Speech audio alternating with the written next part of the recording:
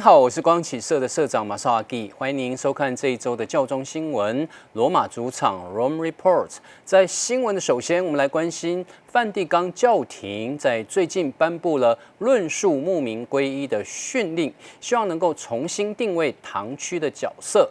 这里面包括了改变堂区的角色、堂区的新使命以及皈依。The Vatican has published a document on pastoral conversion, reflecting on the parish. It defines parishes as an evangelizing mission service of the Church and says they must adapt to the needs of the faithful and societal changes.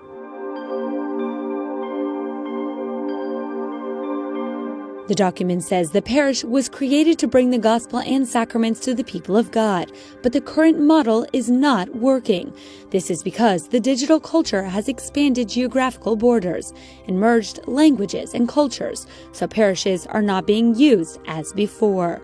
This means parishes should be adapted and met with creativity by the pastor and community. They must remain in close contact with those nearby and be based on welcoming others, the Sacrament of Reconciliation, and care for the poor.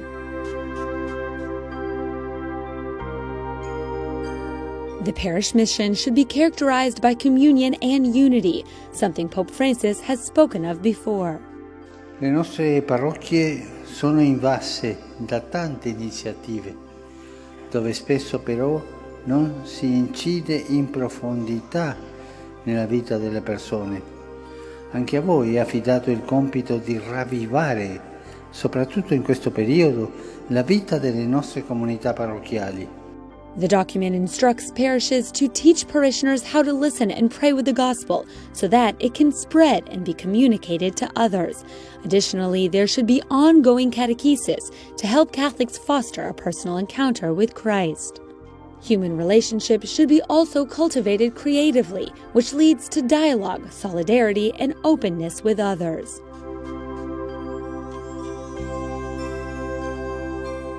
A parish should not be concerned about self-preservation, but rather people. Pastors must lead the parish and be open to significant change in mentality and interior renewal.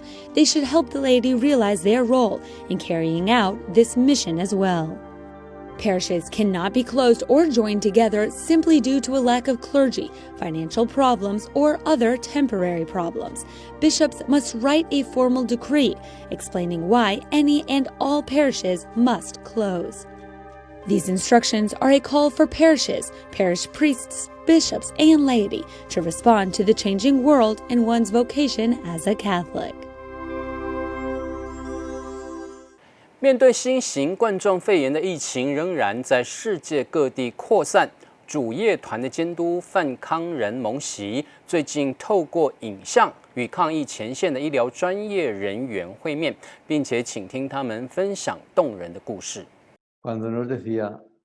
Opus Dei prelate Fernando Ocariz virtually met with medical professionals who have worked on the front lines during the pandemic. They told him moving stories. Some were in hospitals run by Opus Dei. For example, in Nigeria, doctors and nurses unanimously decided that they would not leave patients alone. Many private hospitals tend to have the approach of rejecting and turning back patients that have the slightest symptoms related to COVID-19.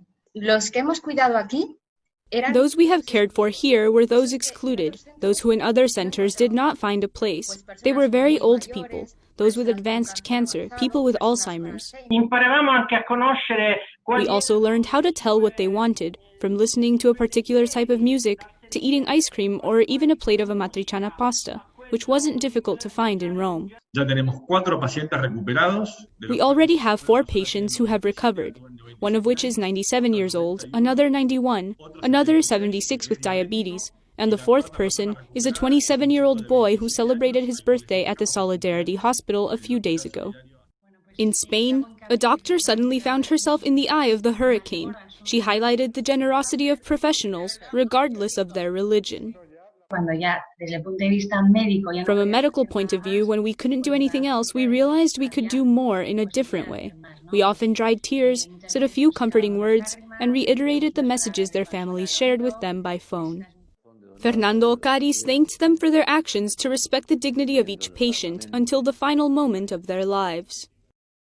I encourage you to continue working as you are already doing, with much encouragement, to take the experiences we have all had, you in a more direct way. There are so many good people, so many people who have been risking their lives, going above and beyond the professional duty they had as doctors, nurses, cleaning personnel, and more. They exceeded themselves by helping others. In addition, the prelate of Opus Dei celebrated a Mass in Rome next to the tomb of Saint Jose Maria to pray for the victims of the coronavirus and their families. Those of us who participate in this Holy Mass, in person or via web, unite ourselves with love and prayer to all those suffering in the world. We entrust ourselves to the deceased so that from heaven, with Saint Jose Maria on his feast day, they intercede for all of us. In the homily, he also highlighted that, along with suffering, the pandemic has shown the generosity, creativity, initiative, and selfless work of many people. He recalled the work of healthcare workers, security personnel, priests, and parents in their own homes. 在另一方面，新冠肺炎疫情爆发以来，梵蒂冈也一直对于受到疫情影响较严重的国家提供关怀与救助。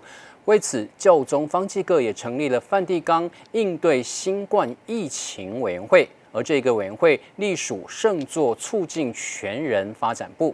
但是，圣部的部长感叹说，许多的国家军事开支庞大。军事冲突不仅增加了受害者，它同时也加上疫情的危机，反而让求助的呼声越来越高。Since the start of the pandemic, the Vatican has supported countries where the coronavirus has caused more damage. To do this, the Pope created the Vatican COVID-19 Commission, which depends on the Dicastery for Integral Human Development. The Dicastery's prefect laments that while large sums of money are being put toward military spending, the victims of conflicts are being disproportionately affected by the crisis. That's why the number of cries for help has been on the rise in countries like Yemen. And making aid reach a conflict-torn area is always a challenge. And it's not only Yemen, it's in several other places, in Brazil, in Venezuela, and several other countries where the need for COVID invites us to intervene, but intervention itself is rendered difficult by the situation of conflict. The Cardinal celebrated the United Nations Security Council's resolution for a global ceasefire. He says we can't fight the pandemic if we are fighting or preparing to fight each other. Concretely, in the situation for restoring peace, the Church can help in different ways. For example, our dicastery supports entities in local churches, like peace commissions and Caritas Internationalis. Cardinal says that without security, responses to the pandemic can't be complete. He says that without arms control, guaranteeing security is impossible. This is a key question facing the Commission. We've analyzed the question of violence in general, from domestic violence to violence between countries. We've also looked at questions related to nuclear stability. The Stockholm International Peace Research Institute has detected a rise in military spending. In 2019 alone, global military spending was $1,917 billion. That's 300 times the World Health Organization's budget. 亚马逊主教会议结束后8个月，其中一项最大的决议措施最近诞生了，那就是成立亚马逊教会联会。未来这个组织将负责执行及促进10月大会后提交给教宗方济各的方案。8 months after the Amazon Synod, one of its biggest projects has been created. It's called the Ecclesial Conference of the Amazon region. The body will be in charge of implementing and promoting the proposals presented to the Pope after the October Assembly. Es como un complemento. It's like a complement to help develop initiatives. For instance, the Amazon University has to be in a building with specific dimensions. The topic of the Amazonian ritual, which is both complex and has a long-term perspective, requires a relationship with Vatican departments and thus a special structure. Another task of the Ecclesial Conference of the Amazon region will be to study new ministries to push evangelization in the Amazon region. The conference not only includes bishops and priests, but lay people and missionaries who live in the Amazon. Hay tres representantes de los pueblos. There are 3 representatives of indigenous peoples, not just for the assembly, but on the executive committee. This is completely new. The expression of this lay presence isn't just in the assembly, but also in the structure that will carry out the entire mission. The Ecclesial conference emerged in the middle of the pandemic, which is why its inauguration was celebrated virtually. Mauricio Lopez, Secretary General of RIPAM, says the Church hasn't let its guard down during these difficult times, in which the region's minorities are most threatened. Estamos hablando de We're talking about practically 450,000 contagion cases in a territory whose population of 33 million inhabitants is very high, and where we have almost 15,000 dead. This is also a very high percentage. The infrastructure's fragility now shows a much more serious situation.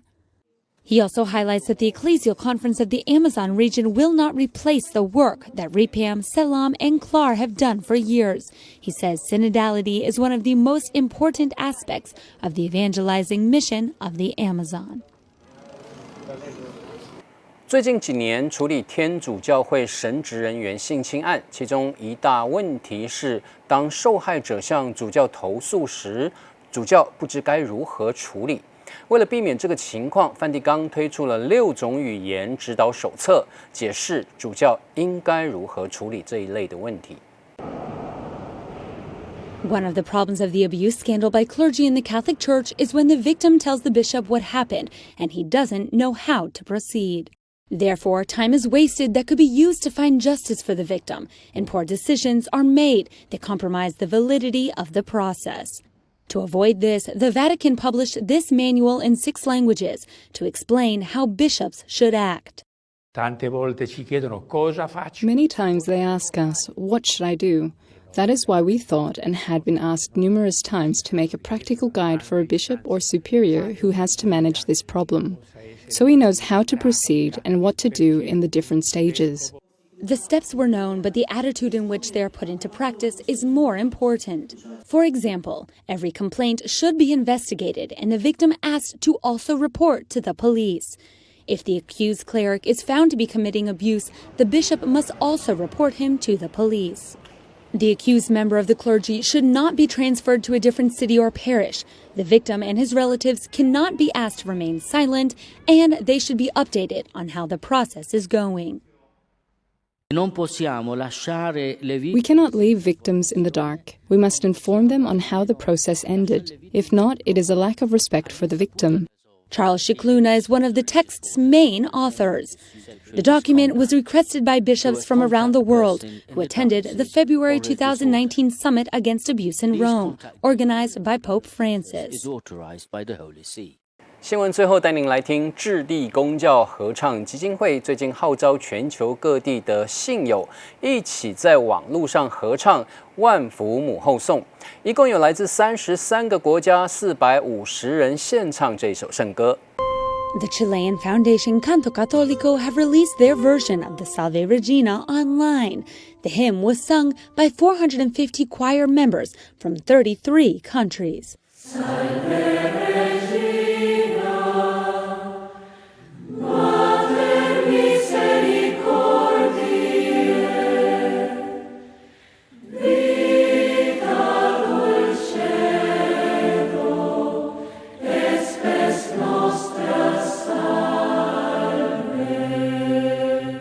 The idea of producing this melody was inspired by the Pope's special Urbi et Orbi speech delivered on March 27th.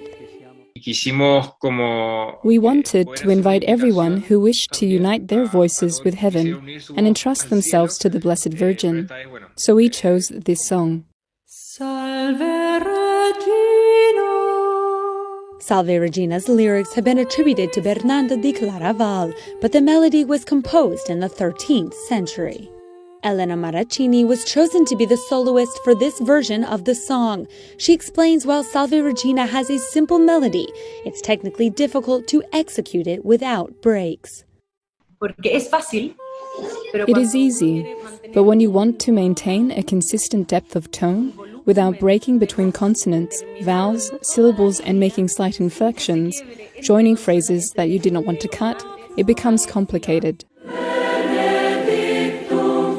Canto Católico did not want to just make a beautiful video. They wanted to transmit a profound message in response to the current pain and fear of hundreds of thousands of people around the world.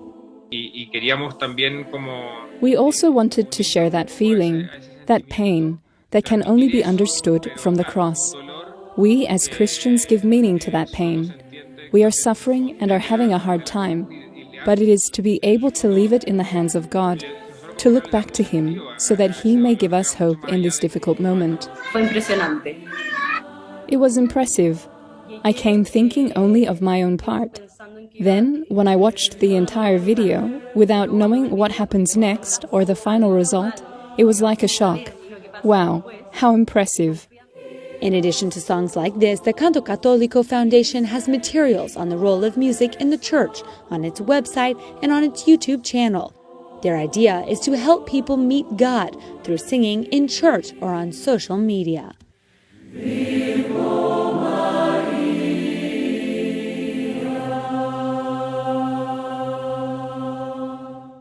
感谢您收看这一周的教宗新闻罗马主场 Rome Report， 我是光启社的社长马绍阿基，祝福大家平安喜乐。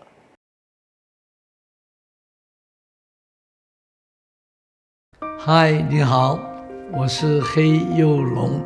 今天的主题呢是怎么样教小孩子会认错。公司里面会有冲突，可是如果有人有这个本事，我会认错，我会道歉，这个公司可以基业长青的。抓住时机，培养你的小孩，帮助你的小孩培养这种能力。